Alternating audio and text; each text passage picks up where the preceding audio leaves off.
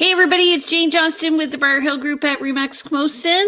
I'm here on He Said, She Said, They Said with... Hey everybody, it's Andrew Plank with LePage. How's it going? Great. Good week.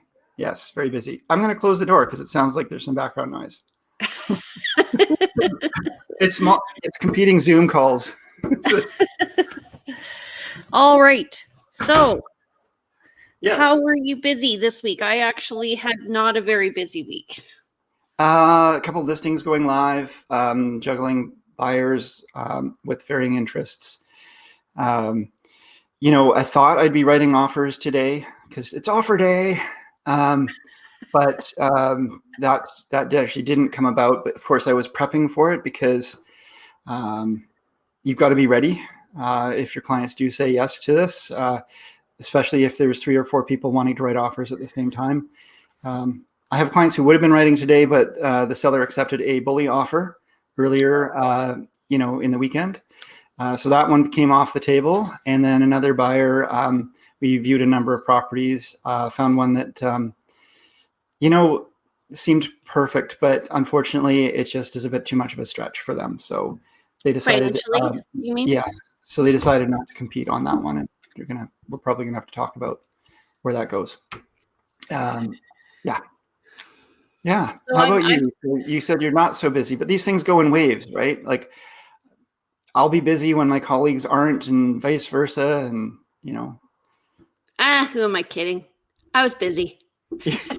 You're always busy, Jane. You never stop. And, your social media is always got something going on. You're out for a hike. You're telling us where you've been and what you've done. And at the same time, you're, happily showing sold signs and, I signed 2 listings. Yeah, great. I've got a beautiful house coming up in Machosen. It's my neighbor's house, 3853 Graceland. Was listed before. We're going on at $997. And then I've got another listing coming up on Rockwood, which is an executive style home, which is beside a home you sold a few years ago. So this is a multi-level home. And it's really beautiful. They've just redone the kitchen, flooring, dining room, living room, yada, yada, yada. Really nice. Rockwood's by Royal Bay. Yeah. Okay. Does it have a master bedroom on the main floor? No, it does not. Okay. Sorry. Does it have any views? Probably not. No, it has a view of the forest and it has a local owl that visits. Oh. And it has street parties. Love it. Three parties a year? Street parties. Oh, street parties. Okay, yeah, great. So and now that brings the value up somewhat.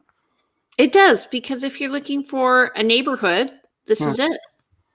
Sweet. Okay, well, that's great. I've got a couple of condos coming up, but I've got a condo coming up on View Street. It's around 1,100 square feet. So my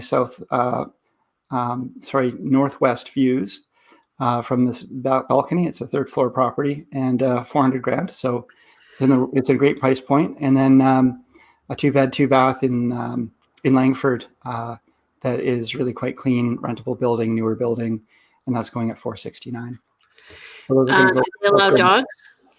I will double check that. I have to dive. I'm still waiting on the strata documents. It's self-run. It's not self-managed, but it's a smaller management company, and I'm waiting. That's always a challenge, right? So you want to get the unit on the market quickly, but we have to have the strata docs and the bylaws up. And so it's hard to know what you're marketing without really being able to confirm all that stuff. And self-run stratas and some of the smaller stratas that aren't on some of the systems that we use that have repositories for those documents make it a little bit more delayed. That's okay. We'll get it.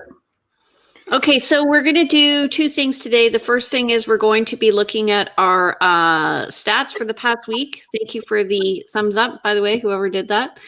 And then we're going to be doing role playing of buyers and sellers, just how you perceive offers and how buyers perceive writing the offer. Okay, so let's just add this to the stream. Let me just see.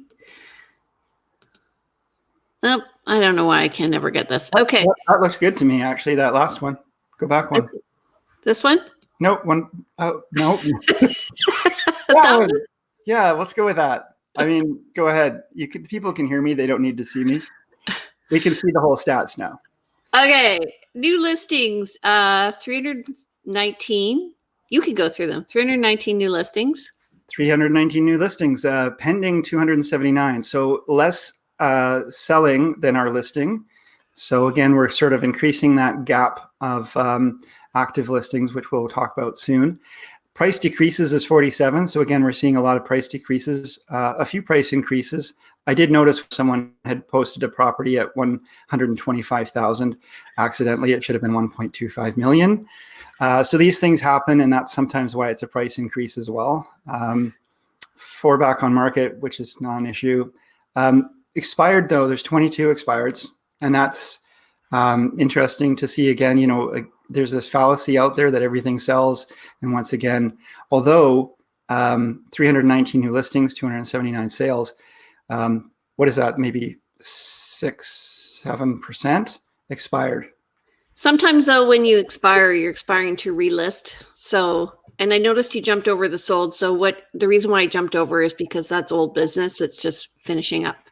Well, I've already talked about sold because the pendings become solds, and it's the pendings we're really wanting to focus on. Sold is just the fact that the transaction happened somewhere in that week, and because a lot of transactions happen end of the month, it tends to skew the numbers, and we really don't focus on those. Yep.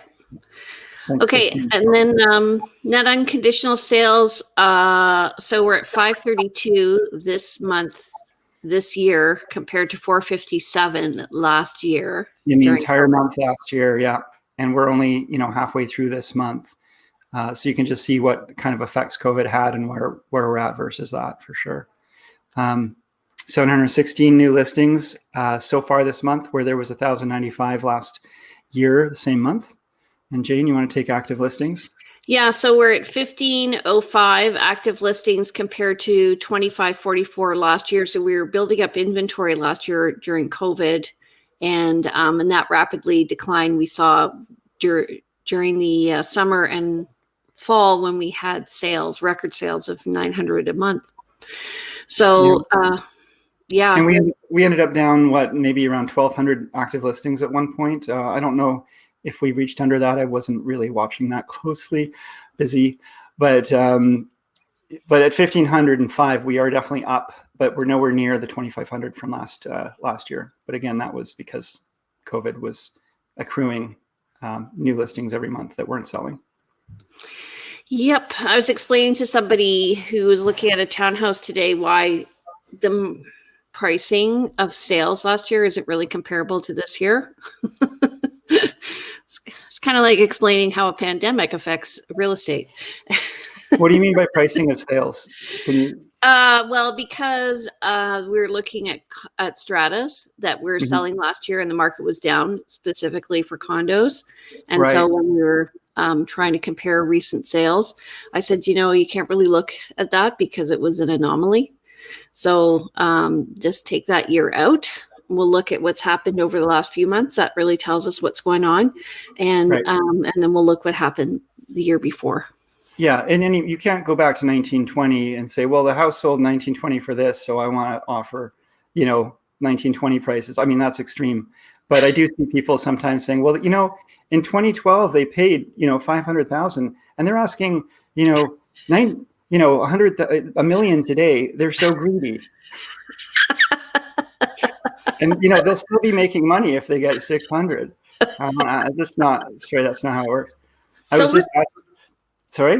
Let's talk about that. Yeah. Well, I mean, I was just asked recently about I looked at a property for some folks a few years ago, and they asked me to come up with a valuation. I did.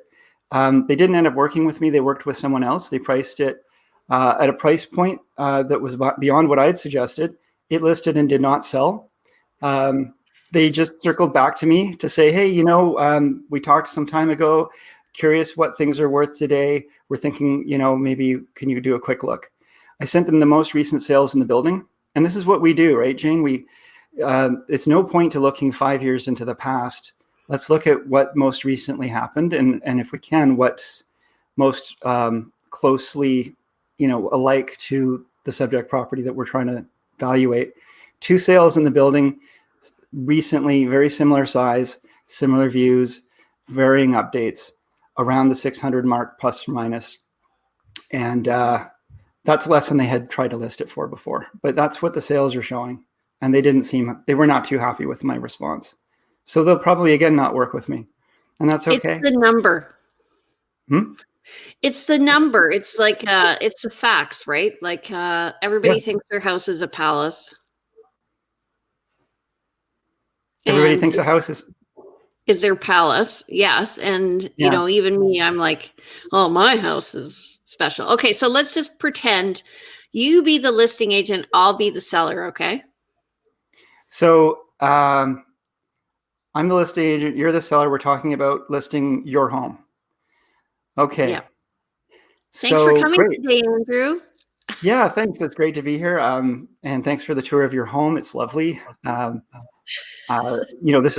seen it before. I came back. I did a bunch of research. Now I've got some comparable properties to show you. So I'd like you to show you these various properties that I think, for various reasons, are similar in value to your home. What do you think of these 3? Well, I think mine's much better. I mean, I don't want to give it away. Yeah, right. Have you seen inside of these ones?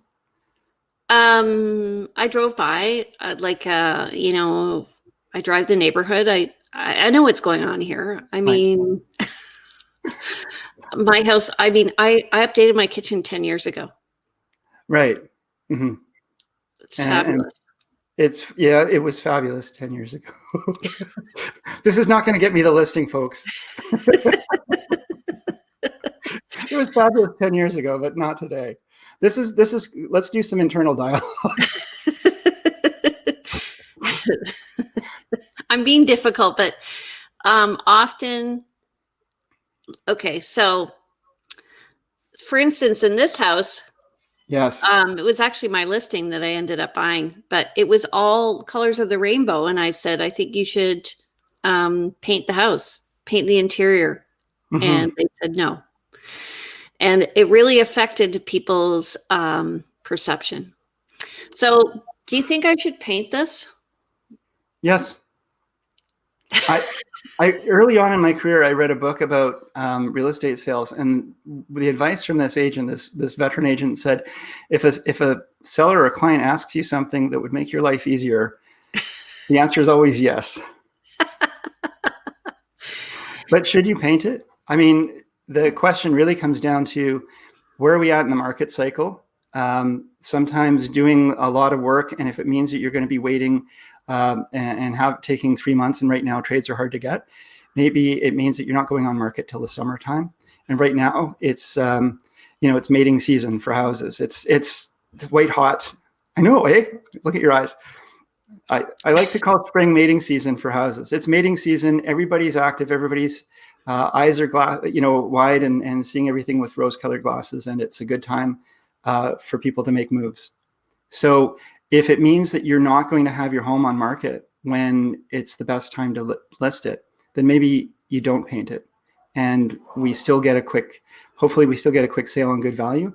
You'd get more if it had been painted, but you might risk missing out on the market opportunities now. That's my talk on that. Okay, so so what price do you think we should list it at?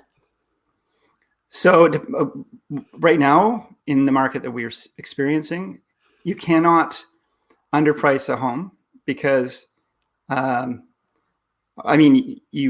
can overprice a home, but underpricing a home isn't necessarily it's not going to cost you, because there's enough buyers out there that the value will be reached by the market will speak to you and give you what it's worth. So what I recommend my clients is, after reviewing the comparable properties, getting a sense of value. We don't want to have a whole bunch of nuisance showings, and it really depends on, are you, someone who's going to have a hard time getting out of the house? Is it a busy family? Are showings going to be really onerous, or are you someone who's almost never home, or is it a vacant property? But what we're going to do, what I'd recommend doing, is pricing it lower than the market is telling us by a small percentage. to bring in extra buyers, to bring in buyers who will want to buy it, but don't list it lower than you're actually willing to accept it. If you only get one person to the table, because there's no point. Yeah, there's no point to creating that frenzy where we've all seen. And I'm going to put my realtor hat back on and talk to Jane, the realtor, where we've seen people list a home that's worth $1 million for $700,000, and that's just a gong show, and it creates all kinds of unhappy expectancy in people who really can't ever afford it. But if you're listing a home that you're pretty sure is going to sell for $1 million for $950,000, I think that's a fair thing to do, if the seller is willing to take that. Well, I think my house, like the numbers are showing my house is worth 1.1 million, but I think I get more people through at $999. What do you think I should list it at? Well, first of all, you're the boss. I mean, we're going to talk about it. If you list it at $999, you're going to have a lot of showings. You're going to have a lot of people who may require CMHC financing looking at it and hoping they can get it for $1 million. Those people aren't going to be the ultimate buyers for it if it truly is worth 1.1. And we've seen the comparables, and we all can see that that is what it should be doing. So if you list it at that price, you'll have a lot of showings. Now, you certainly, if you do that, you'll probably want to not accept the first offer that comes your way. I mean, if you put your property out for market at $999 and somebody writes you an offer that first day for $999, what are you going to do? You seem to want more for it. So it sounds like we're lining up for multiple offers. If we're doing that, then we have a couple of different strategies we need to consider. One would be delayed offers. Our colleagues understand what that is. We're going to say we're going to list the property on, let's say, a Thursday, and we won't look at offers until a Monday or a Tuesday or some time period to give time for exposure to the market. Or, as Jane, you've been doing recently, list the property and just instruct sellers that you want any offers that do come in to be open for at least 24 hours to give the sellers a chance to review the offer, but also give other buyers a chance to view it at least on the first day. So what happens in an offer? Like, like I've been reading that the market's kind of tippy, like I've been hearing that there's changes coming in. So should we try for a quick closing in that case, or what should we do? So what's your concern is that the market's going to tip or invert? Yeah. And you're seeing some media frenzy around that? Yeah. And, I've been talking to colleagues and mortgage professionals, and from what we can determine, these changes that the government is proposing won't really have too much impact on the market, at least in the long term. Okay. So I don't know that it's a concern that you need to really worry too much about. I do always believe if you're ready to put your property on market and the market is active and showing that it's ready to take your home, then it's a good time to sell. But if you're thinking about listing for less because of that, what are we talking about doing because you feel like the market might be tippy? I'm thinking listing like just go out and rent and like sell quickly and go out and rent. What do you think of that strategy? Oh, so we're talking about asking for a really quick closing because you're concerned that someone might make an offer. We've seen this in the past, where a market does collapse at some point. It happened last spring. Yeah, well, because of COVID, right? Yeah. So, but I did not hear of any examples. There may have been a few of properties that didn't close. We moved a lot of closings up. You moved them, but did any not close? Yeah. So the concern is that the market might change, and then that might mean that the sellers won't have the buyers who've agreed to buy your home in the interim between agreeing to buy it and having to come up with the money may not actually be able to do that. And the risk is really low. But if you want to, lower the risk, then certainly a quicker close is one way to do it. Another way to do it is to mitigate the risk is to ask for a higher deposit amount. And, that deposit goes towards the purchase price. If someone is putting down $10,000 and wants a 3-month close, that might be a little bit more risk than someone who will put down $100,000 and is willing to and needs a 3-month close. Okay, so let's switch roles. I'll be the realtor and you be the buyer. Okay. Okay. So, There's this great property out in Machosen that we just saw, and I'm kind of considering an offer. well, So let's make an offer. so I just want to take one step back. Sometimes people call me up and they go, Jane, I want to write an offer on this property. And you haven't even shown it, or? They haven't even seen it. Right. Okay. Okay. I'm like, okay. So that's a nice anecdote, but we're trying to, this is not confirming. Let's go and see it. Okay. So you like this property, Andrew. Yeah. What were the features of this property that you liked?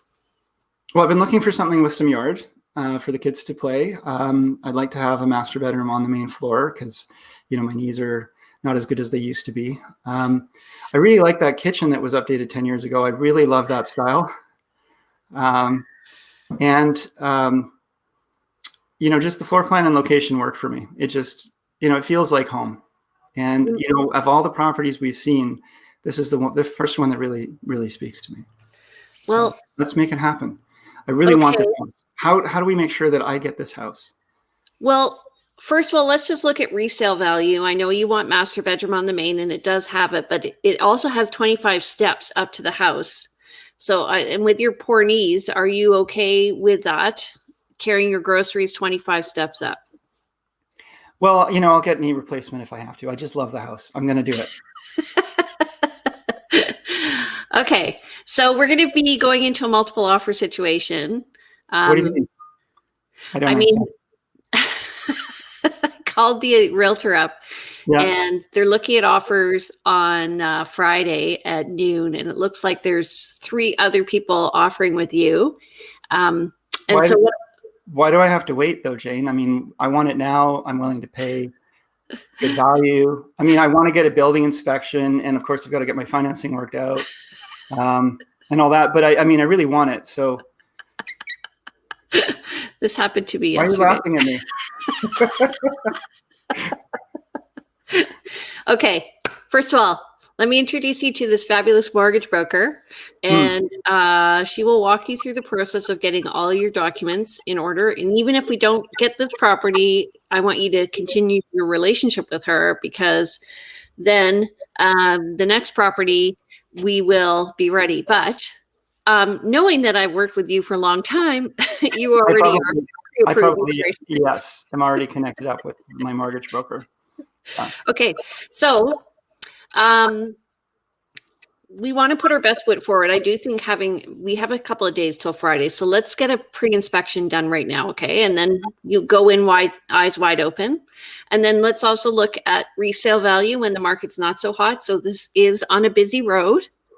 And when the market's not so hot, it can mean sometimes you don't have great resale value. It depends on the street. Like Cook Street, it doesn't matter. But like Souk Road, I would say that's kind of a big knock in a slow market. Okay. But we're looking at a place on Rockwood. So what's that got to do with anything? It's not in Machosen, but anyway. Sure enough. Okay, Machosen Road. Okay. So that's okay because this is in a rural area. So I think it'll be okay. So let's get the pre-inspection done. That'll be about $550. Are you okay with that? Yeah, as long as I get the house. Okay, so there's 5 elements to the offer. The first one is going to be your deposit. That's actually one of the first numbers they look at. So you want to put in a hefty deposit right now, and we're going to put it into trust. It'll go in 2 days after they accept your offer. Is that all right? Sure. Yeah, I've got some money set aside for the purchase. So what happens if I don't end up buying it? Do I lose my deposit? No. Well, if it depends on how you offer. If you offer and it's conditional, then the deposit will go in after you've made the final decision. If you offer unconditionally, then you are committed and we're going to get you the house. So you're saying I'll have a contract and I'll be contractually obligated to buy it anyway. So the deposit goes to the seller. It doesn't go to the seller. It goes to the brokerage. But yes, if you do not complete, they will tie that money up. And in all likelihood, if you do not complete, that will be part of the damages. Right. Okay. All right. So the more deposit I put, like, I mean, I really don't want to, even though I could put it, my home is sold. That's why I'm going to be, financing a lot of this purchase is from the proceeds of the sale. I've got some cash for a deposit, but I don't want to tie it all up because I kind of want to buy a car in the next few weeks. I'm laughing because you do not want to buy a car in the next few weeks. Okay, so here's what we're going to do. I would say, like, really, you only have one chance to make a good first impression. So I want you to go in all guns firing. Pew, pew, pew, pew. And so a good deposit used to be about $10,000. A great deposit now can be as high as $100,000. Mm-hmm. So I would go in as high as you possibly can, and just keep in mind you have to have some money for your closing. It's going to go towards your down payment anyway. Right. So, and maybe you might need a line of credit on your house. Do you have something like that arranged? I can get that figured out. That's not a problem. So what you're telling me, Jane, is that if I'm making an offer on offer day and it's competing against 3 to 5 other agents, and my offer is kind of close to the other agents, if my offer has a really strong deposit and maybe the other ones don't, are you saying that'll catch the seller's attention? I mean, at the end of the day, they're still going to get their money. Absolutely. And it's funny because it's one of those things where in the end, relatively speaking, it doesn't make a difference to you, but to the seller, it offers them a lot of assurance that you're going to complete on the purchase, and it gives them trust in the process. So, okay. So then the next thing is price. So we're looking at, this house is priced at $999. And that's obviously to entice people to bring in an offer. Right. I think it's probably worth maybe like $1,050,000 to $1,100,000. So how do you know what it's worth, Jane? Well, I've looked at these comparables. Yeah, actually, it's very much like that house we saw down the road that just sold. It's and it just sold for $1,150,000. So yeah, I guess that's probably a good way to assess value. Well, also, like, this piece of crap house just sold around the corner, and that one sold for $1,060,000. Right. And I figure, because really this is the only house on the market in this area, I think we have to go higher. If I could get it for $1,060,000, I'd be getting a great deal. Yeah. So maybe I should offer $1,075,000. Maybe it's like where I tell people to go in where you won't regret paying in 5 years. Like, looking at it the long term, if you are going to write an offer, do you want to go in knowing you didn't give it your best shot? Because we probably won't have a second chance. Yeah, my friend was telling me about the one that got away. Like, they made an offer and they kind of were trying to save a little bit of money. So they wrote an offer and didn't put their best foot forward. And then when they found out what it sold for, they said, I would have paid that. And they've been trying to find a better one ever since, and they still haven't found it. So I don't want that to happen to me. Okay. So I don't generally actually tell people what to offer on a property, but I will say make it an odd number. Right. So rather than going, if you want to go as high as 1.1, go 1.1250. 250, you mean? I've won offers on $250. Yeah. I'll sometimes add a 1 or 3. That's putting the realtor hat back on. That seems a little ridiculous, really, doesn't it? But no, because what'll happen is the agent will sit down with the seller, and they will make a matrix of price, deposit, dates. And we want to give them their dates because that makes that an easy decision. It's an objection that's overcome. And then terms and conditions. So I understand you may need an appraisal. And if you've had a chat with your broker, you can ask them, A, do you need a financing approval? And B, do you need an appraisal? So if you're over 20%, I can tell you do need an appraisal. We can make that a condition where it's subject to you getting an appraisal at or above the asking price, or we can do it as a term where they allow access for you to go through. Right. Okay. This all sounds very confusing, but I trust you. Well, what I'm going to do is I'll write up the offer and then we'll go through and we'll chit chat for we'll talk about it all. Yeah. And then afterwards, I'll give you a checklist of what to follow up on. How's that? Okay. Let me ask a question about pricing. So it's listed at $999 and we're figuring it's like, there's a comparable sale at 1.150. If I write 1.1, what are the chances of me winning out against others on that offer? And if I write 1.150, what are the chances? And if I write 1.2, what are the chances? What would you say the probability of my winning this one is? I'm looking. Okay, so I always give people 3 numbers. So this is the number that you're definitely like 50% chance of winning, which is probably your 1,050,000. And that's what everybody else is probably going to go in at.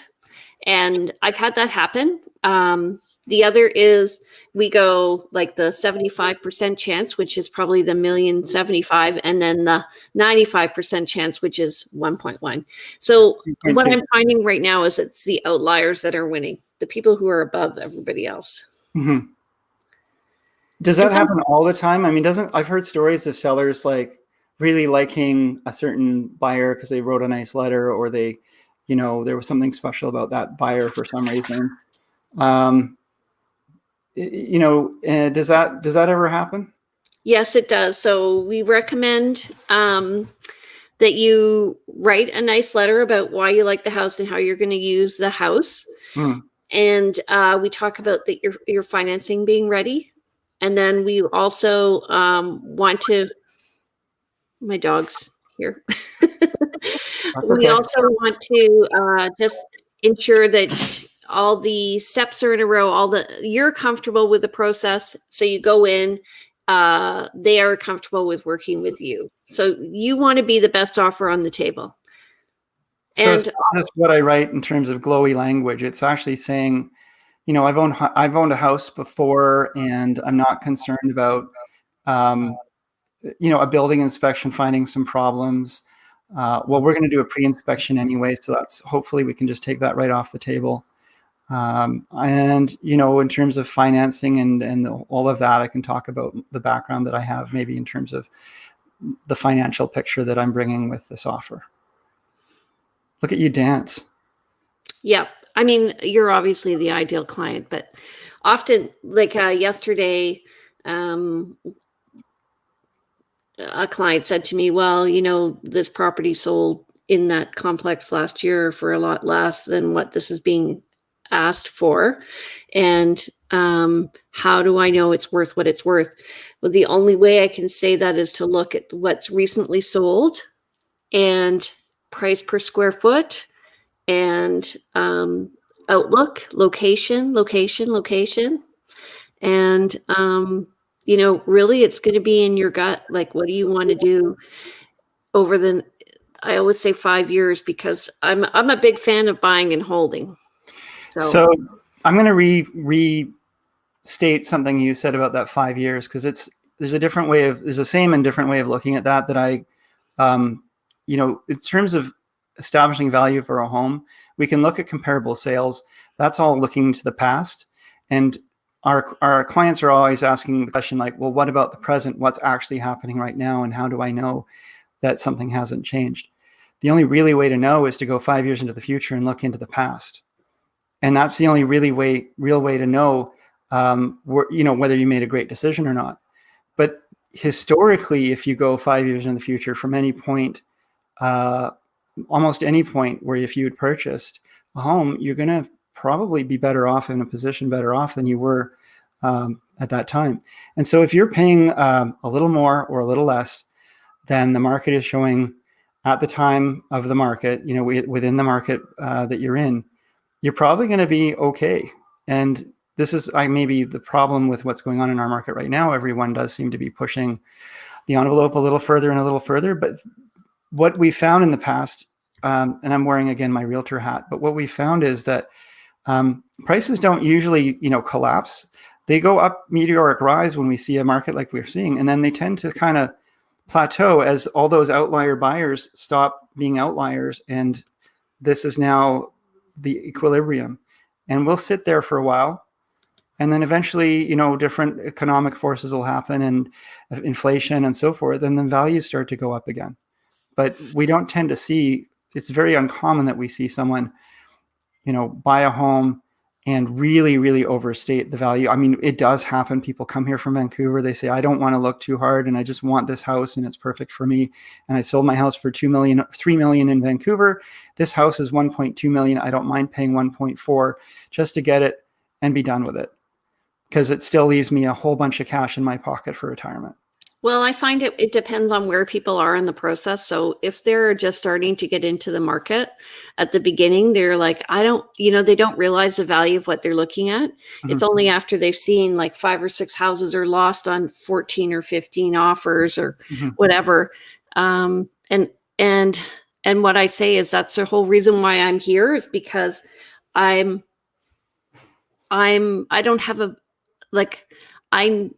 know I'm going to be with you for the long term. So whether or not you buy this house or another house, it doesn't matter to me. I want you to buy the house that's best for you. So, you can say no to this house, but I'm also here telling you this is a great quality home for mm-hmm. the price and from what I've seen. And that's the whole reason why I have an agent, is because they really are somewhat impartial. Like I've told people, I wouldn't buy this house. Like, if you want to ask me my opinion, would I buy this house? No. Would I buy this house? Absolutely. Depends. Yeah. And they go, why? And I tell them, and they go, oh, okay. Like, I get it. Either or. Yeah. Everyone's needs are different, and everybody has, we can't always read our clients 100%. They don't always share everything with us 100%. So they may have some reason for wanting to buy this particular home in a particular area for some reason that we can't understand. And that's fine. I wouldn't stand in the way of that. But I'll definitely tell them, here are the reasons why this property may not be a good resale. This property may be a lot of upkeep. This property may be, these are the risks of buying this property. And I tell them, some of this is selfish. I want a client for life. I want you to call me up in 5 or 10 years or whatever it is when you say, hey, it's time, I've outgrown this home. It's time for a move. And I don't want to have to say, look, we're going to have trouble selling this because, you bought a dog of a home. No, don't buy that home on a busy street if you can help it. All of that. These are the reasons why. But, you will always, you make your decisions. So you have, I was going to say, I have one client, every time we go into a character home, they're like, I love this home. I have another client right now who they just love houses. They love houses, and they go in and they love the house, and then they go away and they think about it, and, and they come away with really good points about why it doesn't work. And I totally agree with them. And so they're not interested in buying the wrong house. They're interested in buying the right house for them. So I went and looked at a property. The house was a beautiful home. And then I got to the master bedroom, and the ceilings were like this. And so I was doing it on my camera. And was this recently? Because I think I just saw the same home. Is it in James Bay? Sorry, is it in Fairfield? Yeah. Yeah, I saw the same home. On my camera, and I'm like, bonk. I don't. Yeah. Yeah. This goes to a side conversation, but if you're ever going to do renovations in a home, maybe talk to your realtor first about some of the things that could be value adds or value diminishing. And because when you design a home for yourself, when you do the reno, and not take resale value in mind, you could be diminishing things. It's a beautiful home. It's beautifully finished, and it has no master bedroom. Someone's going to spend, this is a $2 million home. Someone's going to spend all that money and not have a master bedroom suite. It's going to be difficult. Well, they should have put the master bedroom on the main floor. Yep. Agreed. Yeah. And the ensuite bathroom where that closet was. We spent most of our showing like just trying to figure out how to make a master bedroom there. But it was so lovely anyway. And We digress. Yeah. So I was walking through the home doing my tour, and then I got up to the master bedroom like Yeah. Same. There was a lot of perplexed looks. And my clients had come from Vancouver to look at it. I mean, they'd looked at floor plans and everything, but you don't really see the ceiling height, I guess, when you look at the floor plans. Anyway, so 5 elements of an offer. Where are we at? We've been through price and deposit. I've got sold, and dates are, it's closing in July. So I'm not going to have my money till July. These sellers look like they're looking for money in June. What are we going to do? Well, we could try and arrange for your sale to go through earlier, so we can dovetail the dates. So you could talk to the agent about that. Okay. Yeah. So we have a few days, so we can do an amendment to see and just propose it and see if they would do it. There is a risk of doing that because we're opening up the contract, but they did say they wanted to move in earlier. Okay. So maybe we would sort of set something up where they would sign it, the proposed amendment, and then we would have it ready. And then if we get my offer accepted on the new place, then we would sign the change of dates and everything lines up. Okay. Yeah. I can see that. Or maybe I could talk to my wonderful mortgage broker and get a line of credit. Or they can maybe bridge me. Yeah, that's expensive. I would try and go with option 1 if we could. Option 2, you just have to, like, now that we have an unconditional offer on your property, likely you will be able to get bridge financing. And sometimes people just need it for a couple of days, and we can do that. I just recently sold a condo, and they were concerned about that. We were able to dovetail the dates and everything. Excellent. Worked out great. Okay. So, I mean, the thing is, if I can't actually change the dates and we have to go July and they're asking for June, and in my offers and, in the field with all these other offers, does that mean I'd have to maybe, if I offered maybe a little more money, do you think it would overcome the problem with the dates? Yeah. Okay. Yeah. Okay. I mean, often people, here's the thing, is when people are making a decision, anything that makes them hesitate usually stops the decision. So I would say you're really trying to give them what they want to accept you, because there are going to be other people who are going to offer them what they want in terms of dates. We want them saying yes as many times as possible and not have them hesitate, not give them any pause. Yeah. And I mean, this is why what we can do also with your mortgage broker is submit a kind of dummy offer to the broker with a copy of the listing and say, this is what we propose to offer. This is how high we're willing to go. Can you pre-approve this before Friday? So and then seems to me, Jane Realtor, that in the market as it is right now, I mean, I've heard of markets where, I want an agent who's going to negotiate hard for me and get the best price and, get the dates I want. And, I don't want to have to put 100,000 of my money up and all of that. So why is it that it sounds like we just are, turning our belly up and saying, what can you take from me when we make an offer these days? Why is that? Because the power is in the seller's hands right now. And there are properties. So for instance, let's say you don't want to do that. So what we can do is just wait. Right. And then if they don't get any offers, then you put together an offer that works for you. What are the chances they won't get offers though? It's happened. I mean, we're actually doing that today. We're waiting to see if an offer goes through because we can't go higher than the list price. And so we're just going to wait. And then if no other offers come in, we'll come in slightly, more competitively. Why wouldn't you rate that offer now? Because we don't want to push. If there is another offer, it'll just push up the accepted offer price, and we can't go higher anyway. So we're really just contributing to the madness. Interesting. I have been so putting my realtor hat back on, this is on a higher price point property, but I've been on the, put out for offers, and all the offers came in under asking price.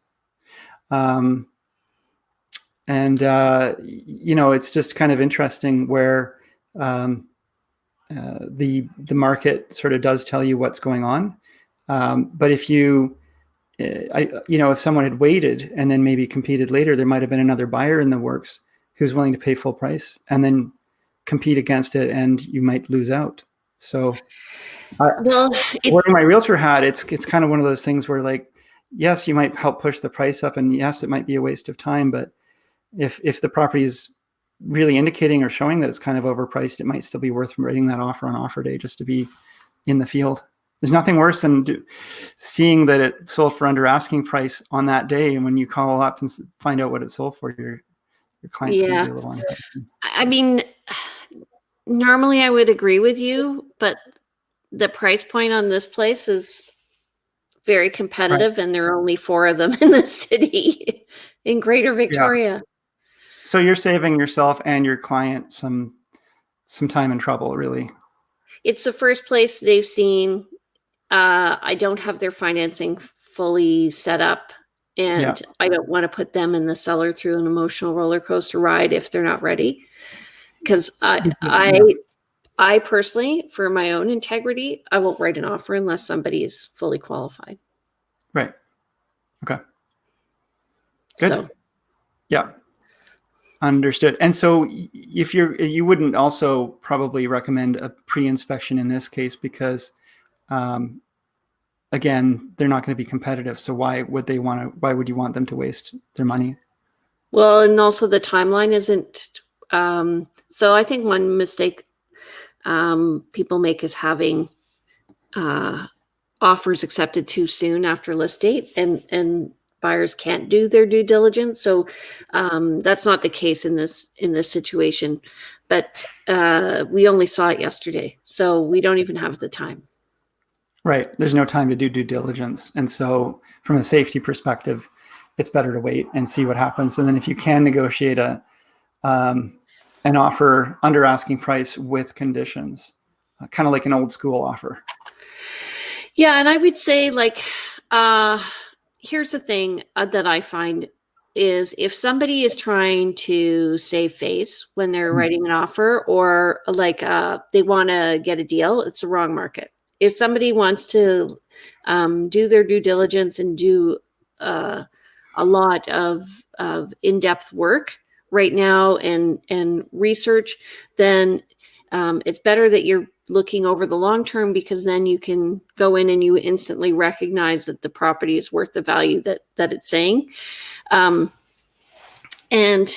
by all means, go in with an inspector. But sometimes this is not the market for people who are hesitant or unsure. Yeah. So, and I think we were talking about the K economy. Like, there's two groups that are coming out of this pandemic. One is they're going this way and the other is going this way.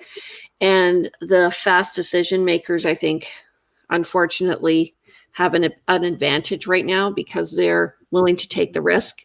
And I think it's paid off. I think we are going into a bit of a flattening, what you're saying, because the outliers. So just to be clear, you were just talking about the K economy, and that's regarding economy. But when you're talking flatlining, you're talking about real estate market. Yeah, prices. Yeah. Okay.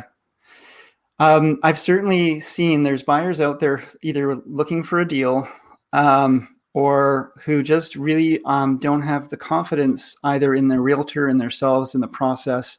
They don't trust the system. There's something going on for them that's causing hesitation. And there's all kinds of sayings about hesitation. And I, like to talk about, having decisiveness. And, once you've made a decision, once you know what you're looking for, just like people put vision boards out there, when you really know what you want and what you're looking for and have made that goal for yourself, then things will come about to make that happen. But if you're unsure, and, you and I have both worked with people, couples who aren't on the same page, once that is death to the ability to make a good competitive offer. You either make poor decisions and you get into something you shouldn't have, or you don't make decisions and don't get into something that you should have. And either is really problematic. So communication, understanding, learning and understanding the process. Both Jane and I really like to have clients who are curious, who want to know. We're happy to take the time to answer all the questions, really educate people so they can go into this strong. And once they are in that case, then hopefully it overcomes any of the hesitations they had before. But definitely we all have clients who come and go who they're not really ready. And I've seen for years people saying, well, the market's probably going to crash. I don't want to risk my investment. And 5 years later, 10 years later, 15 years later, we've been in this industry now. Some of those people still haven't purchased a home. Yeah. And if they'd overpaid for a home, if they'd ever paid for a home back in, 2004 or in 2015 or in any of those time frames, go 5 years into the past or whatever, even if they'd overpaid by, 3-5%, whatever it is, property values have continued to steamroll up and up and up and up. And looking into the past, it would have been the best decision they made in their life. Yeah. And I've had clients who, when they did a renovation or they bought a new home or whatever, they made a decision, oh, we can't afford this right now. Like one client bought a house behind VGH and they didn't pay the extra $10,000 to increase the height of the basement. This was 20 years ago. So this was a new construction home. Yeah. And so as a result, they've moved twice since then because they still haven't found the perfect home. Whereas if they had just paid the $10,000 extra, which was a big chunk back then, and they were, and that's not to say that real estate's for everybody. It all depends on what your own values are. But for me, I have done better owning real estate than anything else. Yeah, absolutely. And anybody I've seen who has done well in life are people who have either bought and held, or have bought and been able to cycle up through the market, through the property ladder. And, there are people out there looking for the perfect home. And that can be really difficult, especially when you're starting out and they're waiting to get this, they want their end result at the very beginning of their life. And, just get a foothold, get into something so you're not, cycling your rent, rents are always going up. You're just a slave to the rental market. Get yourself something, get a foot in the door, and then start to leverage that into more and more. Yeah. Yeah. So.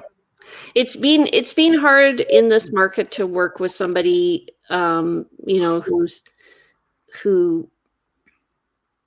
who's afraid.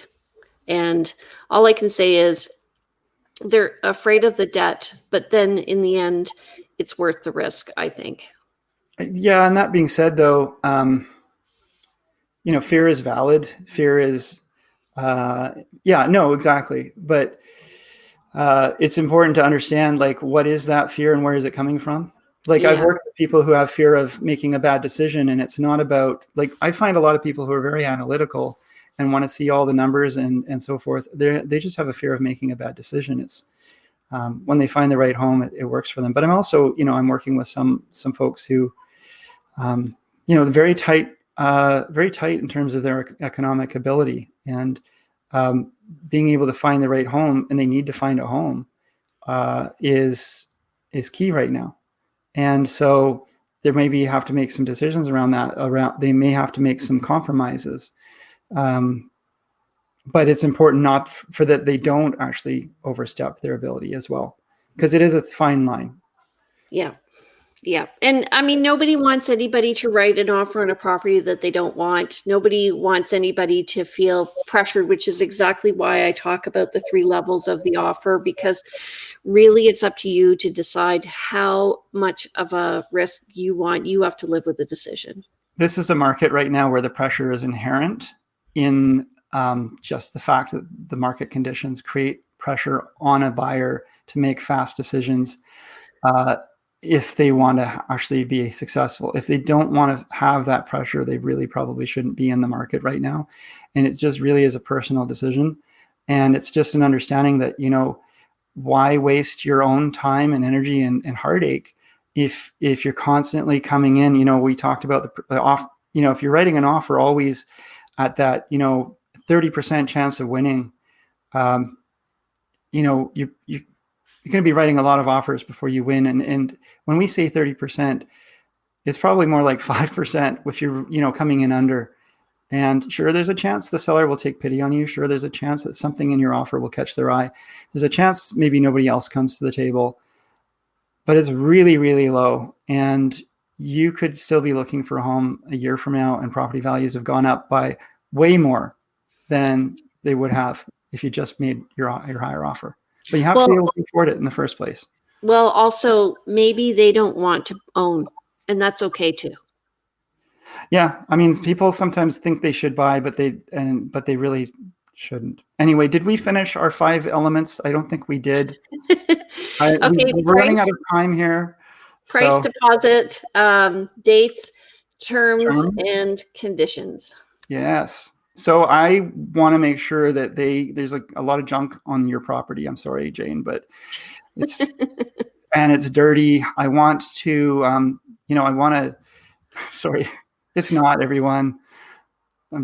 But I'd like to make sure that the seller cleans the house, has professional cleaners come in. I want that junk in the backyard removed, and those are 2 concerns of mine. So can we put those into the contract? We can try. In a normal market, I would say absolutely we put those in. But right now, let's just try and keep it simple. And you may inherit a wart with the property today because. So maybe I'll just offer a little less because of that, and then I'll just take on the cost. You can try that as well. I think.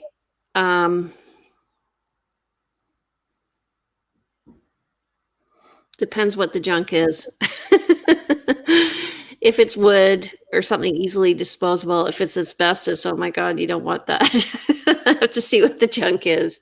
There's a bunch of asbestos in the backyard. That's fun. I mean, in that situation, in a regular market, I've had a holdback of $5,000 where the seller had to remove it, or we held back to $5,000 and the seller removed it. Right. In today's market, it depends on what. It could be as is, whereas. Right. So what are the standard kind of conditions that aren't going to, I mean, if I was writing an offer, I understand that making an unconditional offer, there's inherent risk in that, but also what does that mean to make it unconditional? What are the kind of the usual conditions that would cover me and protect me in a sort of the overall normal, usual umbrella for an offer? Usually we have financing, inspection, review of the title, review of the property disclosure, and then insurance. And I would say the most overlooked thing is insurance. Absolutely necessary if you're going to have a mortgage. But many people think it's easy to get. It can be a challenge, depending on what the water pipes and the plumbing are made of. And then the financing, we're going in for pre-approval, so we should be okay for that, and maybe we can even get an appraisal beforehand. And then the inspection, we can do a pre-inspection, and then property disclosure, they have sent us one. Just understand that that's a starting point, and that that's usually the beginning point for questions, not the answers. So, and sometimes they're not filled out correctly, so we're just going to double check that. So so we can knock a few of those off. The title, we've had a preliminary look at it, and I'm seeing a covenant. I'll pull that, and we can have a review of that and just see if that's a problem. Okay. Oh, by the way, it says no cutting of trees. Are you okay with that? Oh, yeah, that's fine. That's the place on Rockwood, isn't it? I know it is. Actually, it's the place on Metchosin. Is it? Okay. Rockwood as well. Okay, so no cutting of trees. That's fine. I wasn't planning on cutting trees. I love the trees, and I love my owl and all of that. So that's great. So I've got my financing lined up. That's wonderful. We're talking about a pre-inspection. Surprised the seller didn't do their own pre-inspection, and then instead of 5 agents getting inspectors through, we can just look at one. That's too bad. But okay, we'll get a pre-inspection because I really want this place, knowing that that could be money down the toilet if I don't get it. We'll do that. The title, yeah, I'm not concerned about that covenant. I've read through it. Thanks for sending it to me. It's pretty clear what it is. I had a lawyer review it. We're good with that. So yeah, I'm good with making an unconditional offer, even though I haven't really got the financing together for sure, but I'm pretty sure that it's going to go forward. My lender has said it's a 90% chance, and I really want this property. So I'm going to do that. Can you write up an unconditional offer for me, please? Yeah, let's all just chat with your mortgage broker first, and then we'll go and do that. Okay. Yeah. So, I mean, what's the risk if I make an offer and I can't get my financing? I mean, I just won't give them the deposit, right? Then you talk to your lawyer. Oh, okay. I've got a good lawyer, so that's good. But don't put yourself at risk. Okay. So let's just talk to the mortgage broker, make sure everything's okay, and then we can go ahead from there. Okay? Yeah. Oh, but why don't we're going to put this together and we're going to make a really good offer. And they're looking at offers Friday. I really want this offer to go in like today. We can try that. It can piss off the seller. You have to just check the with the agent and see if they're amenable to something like that, because some people consider that disrespectful. Other people are okay with that. So I just have to check and see what the fine points are, and if the seller's made an advanced decision on that. Yeah, because that last one I really liked that I was going to write an offer on. It ended up selling before I had a chance to write an offer on it because they looked at offers sooner. So I don't want that to happen to me. Okay, well, let's get everything. Let's just write up the offer right now. Yeah. If that happens, we'll be prepared. I'll tell the agent to let the offers come in. Yeah. Okay. Good idea. And then we'll go from there. Okay. Yeah. Sounds good. Wow. I'm really glad that I'm working with you. I'm glad. You're like the ideal client anytime. No problem. I'm sorry, you guys. This is kind of like Andrew is such a great client. I just want to say. Thank you. Thank you. Not really. Not in reality, actually. You don't ever want me as your client. I have lots of realtors. Realtors the worst. They can make bad clients. Okay. I have to go get my jab. I already got mine. Just yesterday. Okay, good. Well, go get jabbed. And thanks everybody for watching. Hopefully we were able to entertain you and educate you somewhat. Okay, so anything you want to talk about next week? Third week of the month. We really have to be more prepared on that. But no, I don't have anything at all I want to talk about. I think we should just have silence. Let's just do like a Zen intentional episode where we just sort of sit here and try to fix the real estate market through intention and positive thinking. Okay, well, if you guys want something, please tune in. Don't want email that. Us. Pardon? Yeah, or if you don't want that, then yes, please give us some suggestions. How do they get in touch with you, Andrew? Yeah, give me a call. I'm at 250-360-6106. You can email me info@andrewplank.com. That's info as in information at andrewplank.com. How about you, Jane? Jane Johnston. I'm with the Briar Hill Group at Remax Camosun. You can reach me at 250-744-0775 or at briarhillgroup@gmail.com. And you can check me out and all my videos at briarhillgroup.com. And I also want to thank Carmen for watching. She told me she watches us every Monday. So thank you, Carmen. There you go. Hi, Carmen. All right. Thank you. See you next Monday. See you next Monday. Bye. Bye, everybody.